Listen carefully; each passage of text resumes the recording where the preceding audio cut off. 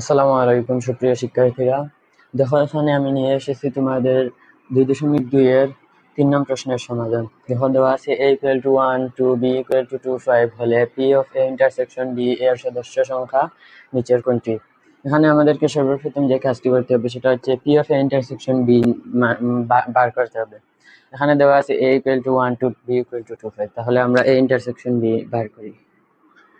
a intersection b equal 1 2 intersection 2 5।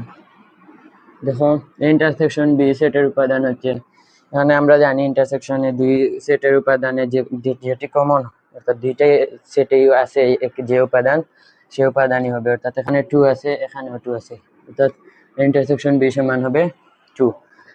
তাহলে A intersection B এর power set কি, আমরা লিখব পাওয়ার সেটের উপাদান একটা, অর্থাৎ দেখো এখানে আমরা প্রথমেই যদি ফাঁকা সেট দেই তাও হবে, পরেও যদি দেই তাও হবে।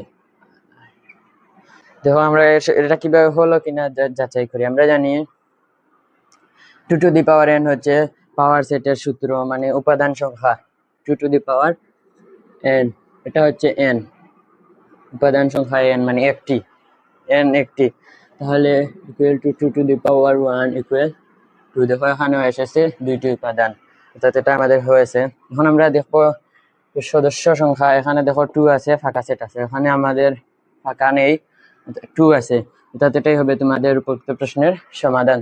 আসসালামু আলাইকুম।